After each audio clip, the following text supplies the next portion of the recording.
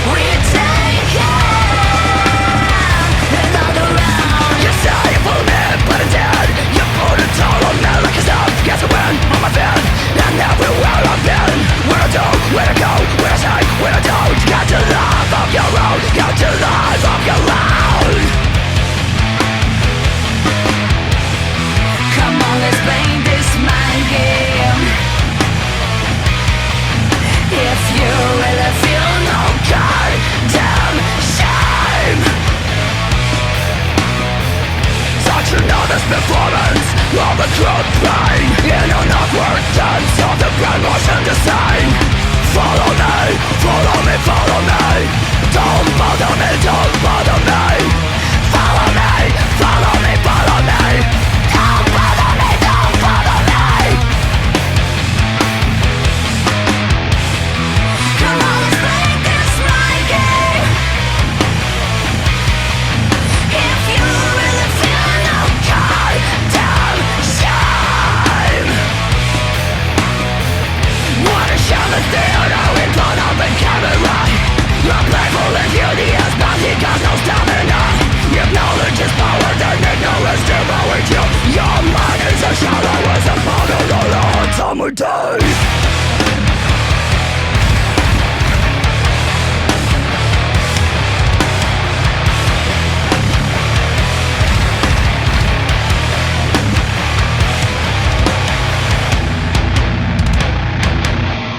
Disclosure. You wanna stay me out? You're taking another fucking route.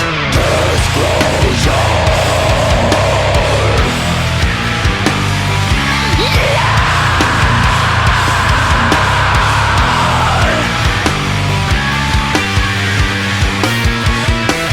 Try to blow this world together, but you say the scorn children forever. You got them back. Since when to hate a man is a fate of a saint? Is a fate of a saint? Is a fate of a saint? Is a fate of a saint? Is a fate of a saint? Woohoo! I'm getting the feeling there's not going to be a weak song on this album. You know, they really seem to be getting that sort of blend between, on this track anyway, they're getting that blend between really big catchy hooks and that sort of, more complicated progressive stuff happening. I think I did mention in the last video in Colossus about this idea that it seemed already between track one and track two that there was a sort of a gradual transition of complexity from track to track, even more. Now, it's really weird because when that song started, I felt that this was probably one of the most straightforward, kind of groovy, catchy Jinjer songs that I've maybe even ever heard. I know we should never really try to predict what they're going to do. But it's kind of unavoidable when you start listening to something. You kind of, whenever the scene has been set, you kind of have a vague idea of where you think it's going to go. And one bit that jumped out to me where they really didn't do that was, that sort of hook disclosure. That riff came back in near the end somewhere, and yeah, I think I gestured at that point. I mean, I was convinced that that's where the vocals were going to come in, and the vocals weren't there that time. So even just little elements like that, where when we do get repeated elements, I love the fact that they're not just, it's like a copy paste. I mean, they're not the type of band that have really ever done that. I guess it's just that fact of the catchiness in any other music, that whenever you sort of latch on to hooks, you fully expect that to return again in the song. I love the fact that they're not just appeasing us, if you like, with that. That hook, by the way, da da da, what's that from? I'm not implying that they've ripped that off at all, but a bit like what I'd said, there was one of the previous songs, what was that? Was that Call Me a Symbol? I couldn't place the song, but it reminded me of another song by another band. That hook, is it Faith No More? Dun, da, da. Okay, so there's one other sort of idea that I wanted to talk about just before we go into any sort of breakdown on this, which is, do you notice it's a short song, 3 minutes 47? When it comes to sort of metal that has sort of progressive elements, a lot of the stuff that I listen to tends to be fairly long songs. So a long song to me would be anything probably between 6 minutes and 15 minutes, something in there. Do you ever notice that sometimes the longer the song is, the shorter it feels? There's plenty of like Opeth songs that are, they're sort of hitting 9-10 minutes. And yet whenever I sit down and listen to that entire song, it feels like it could be a 3 or 4 minute song. So time itself as a concept is unusual. When you're listening to a long song, sometimes it passes very quickly. And this is the reverse of that, where it's a very short song, but to me it actually felt substantially longer because of all of the transitions in there. Obviously this is the first time I've listened to it, but I could see that it was a 3 minute 47 song. So that was already planted in my head. Oh, this is going to be a short song. It didn't feel short. It felt like there was a lot to it. Do any of you guys experience that? Short songs feeling like much longer in terms of how you experience them.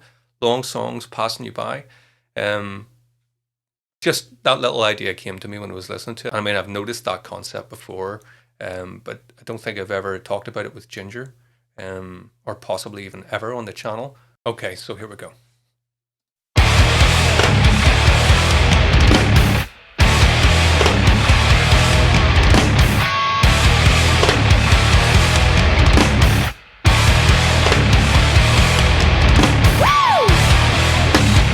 Okay, so loving that real sludgy da-na-na, da-na-na, and the silence. Even just the way we sort of tail end each of those phrases, because it's Jinjer now, I'm almost expecting that the tail end of each of those phrases is going to be completely different. But, they're not all different. I think the first and the third were the same. I love the way Tatiana comes in with that sort of playful woo at the end. That really fits that. Very tasteful drum fills as well from Vlad, because obviously the more space we have in the music, a lot of space in the riffs, Vlad could be like, okay, let's get in amongst this, but always playing for the song.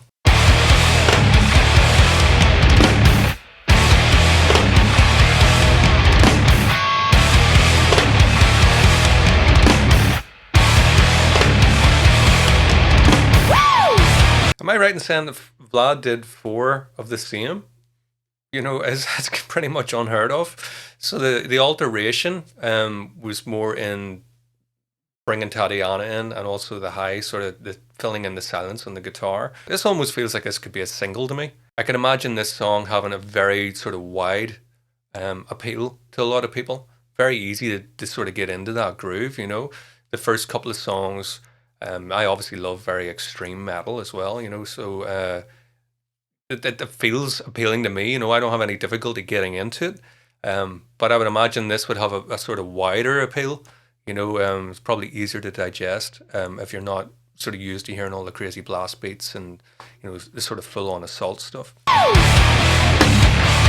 Disclosure, you wanna stake me out. We're taking another round, so here I am in a chair. Yeah, there's definitely a grungy kind of vibe going on to this. I couldn't help but see 1 or 2 comments in the previous video talking about Alice in Chains. and sort of grungy elements. Obviously I avoid doing any research before listening to the song or whatever, but there were a couple of comments in the last video mentioned about this sort of grungy feel. So, I guess it's impossible to avoid that. That little seed had kind of went into my head and I can hear it. I can see why you guys have mentioned that. There's definitely like a grungy kind of vibe, like a sort of almost like a Soundgarden kind of feel in there. Imagine Chris Cornell singing over that easily. Once we've kind of got into this slow groove, I'm kind of expecting the verse to go through that, but we kind of go into this sort of double time kind of beat, so that's the first step of going, don't get too comfortable here again,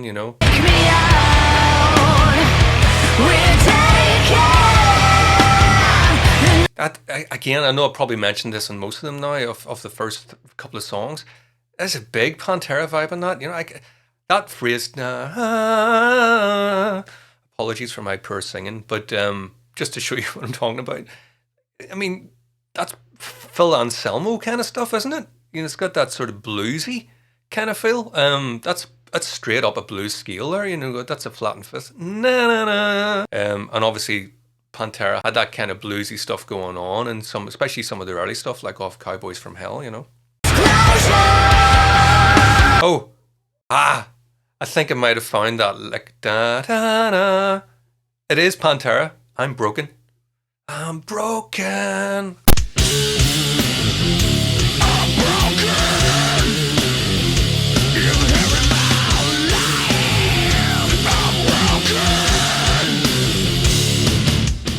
So there's a real tangible. I've been talking about sort of noticing Pantera vibes in these last couple of songs. In the comments you've been telling me that the guys have been doing some interviews. I've been purposefully staying away from everything to try and keep everything as unbiased as possible when I listen to this.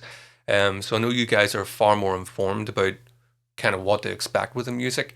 I'm purposefully trying to stay away from that as much as possible, just so I can kind of give that authentic way I always listen to music, to try and know as little about it as possible, so that I go in sort of getting my own take on it, as opposed to already having preconceived notions. If anybody happens to be watching this and is going to be interviewing them, ask them about Pantera. Is it just a coincidence? Or, is somebody going to be like, well, actually, we did listen to quite a lot of Pantera at the time we were writing this? Who knows? Disclosure. You wanna stake me out. We're taking another round. So here I am in a chair, not fully understanding what I'm doing here. As I see a tall man in front of me. Well, hello, gentleman, what does your job entail? Yeah, I jumped out of I love that lift as well there, and the energy. Even in the guitar. I talked about the dynamics in the drums before in one of the previous ones. Might have been Colossus. No, I think it was Call Me a Symbol there. We were talking about this sort of minimal compression on the snare to get the dynamics. I love that lift. So although the guitar is still kind of playing the same sort of strummy kind of rhythm, that the whole energy lifted there, so again, very dynamic. Got that real sassiness again back in Tatiana's vocals. There was a song I reacted to quite a while back now. I can't remember off the top of my head, but I did mention that word sassy. It has that sort of drawl, which again is kind of reminding me of Phil Anselmo because of that Texas kind of drawl, Yeah, I jumped out of TV. I'm in a spread disease. I put us up on the square. Don't you dare to disagree with me. I'm broken. I'm sorry. I hope I haven't ruined this song for some of you now, but that happens to me sometimes. You get like another song. I'm gonna always be singing "I'm Broken" now over Disclosure. Sorry about that. Disclosure. You wanna stake me out? We're taking another round. Yes, I love those kind of trembly kind of snare fills. He's getting that sort of jazzy element, with this sort of extra ornamentation instead of just sort of da da da da da da. He's getting all those sort of little, if you talked about that on the piano, like the equivalent of trills and ornaments and mordants and all that kind of stuff. Ornamentation, fancy embellishments. Another round. You say, but dead. Hold it all on me like a stop. Guess I win on my fin. And everywhere I've been. Where to do, where to go, where to take, where to do. Got to live of your own. Got to live of your own.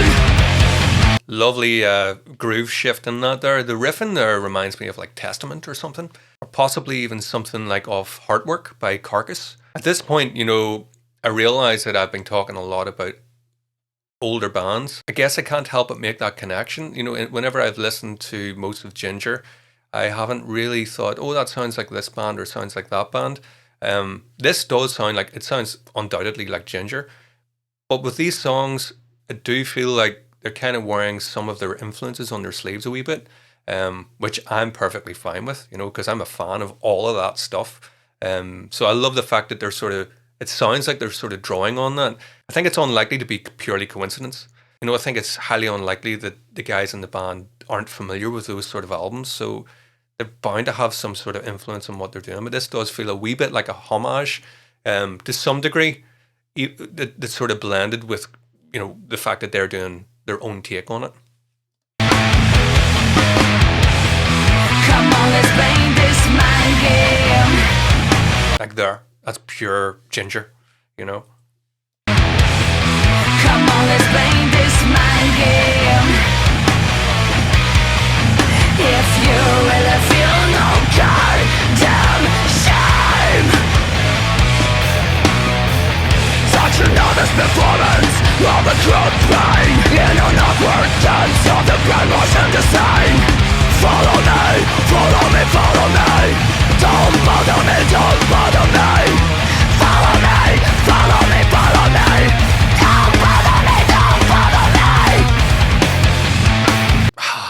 That is serious, that bit, isn't it? You know, the tension. I talked about that in one of the previous songs as well, about the sort of rising arpeggios on the guitar, sort of building and building and building that tension. There's that, it's the riff's different with that, and you know, again, rising, the energy building. I'm loving that element of these songs where they kind of take opportunities with a riff, and it's like, right, let's try and really, really push the drama and the tension within that to like a real crescendo, and then, you know, move into something else. Don't bother me, don't bother me. Follow me, follow me, follow me. Don't bother me, don't bother me. Come on, let's play this mind game. If you really feel no goddamn shame, what a shame is there now in front of. Love those extra little bars that we feel like we get. And if you think of your 4-bar phrase typically, and you get to the end of that, and then you move on to something else. In this one here, I noticed a couple of words actually like an extra bar of 2. Just before you move into the next transition, there's like just this extra bar to tie us across. Add a slight element of disorientation there. You're playful and beauty has bounty, got no stamina. Your knowledge is power, then ignorance devoured you. Your mind is a shadow, as a bottle on a hot summer day. That's genius. That's genius. That there, you know, to the space. You know, keeping the vocals up there and then dropping the instrumentation out to hit with that big riff again. Love that stuff. Got no stamina. Your knowledge is power, then ignorance devoured you. Your mind is a shadow, as a bottle on a hot summer day. Yeah. That's where was that the bit that I was expecting the disclosure to come in. On a hot summer day. Not there. Brilliant. That's a riff.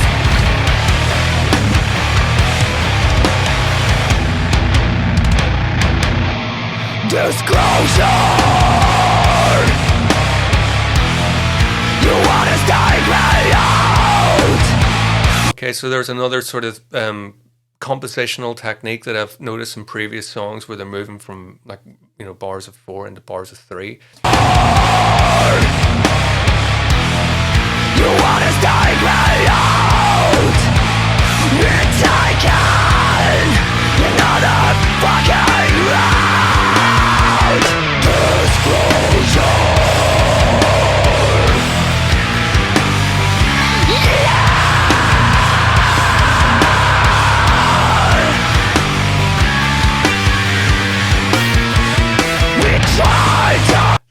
Jin, jin. There's that thing I was talking about, the little tail end. It's just an extra thing put in just to be like, you can't just predict where the next riff is coming in. Love that. Very, very subtle. Very effective.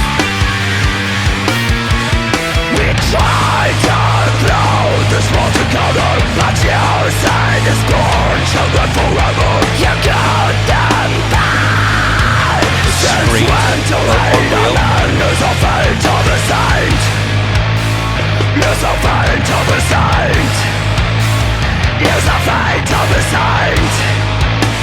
Yes, a fate. Love the drumming in that little bit. Those really dynamic again. The light touch of Vlad, mixed with that sort of heavy cymbal work, but those really light fills on the snare and toms. Since when to hate a man is a fate of a saint. Is a fate of a saint. Is a fate of a saint. Is a fate of a saint. Is a fate of a saint. Yeah, superb again. Top class again from Jinjer. Really loving this stuff. In terms of the production, really enjoying the sort of, there's like a sort of really natural, raw kind of sound to it. It still sounds very well produced, but there's something, when I say raw, I mean natural.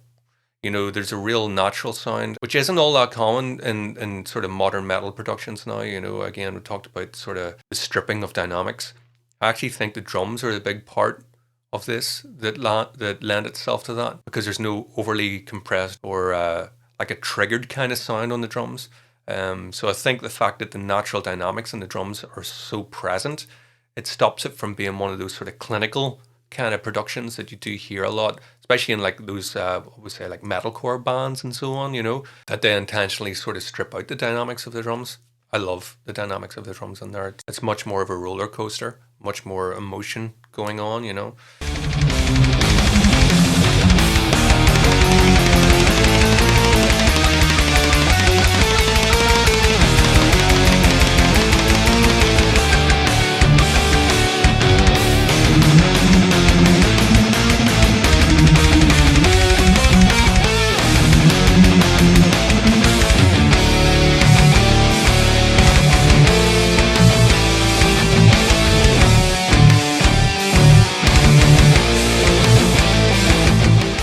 So yeah, another top class track. Looking forward to the next one. See you soon.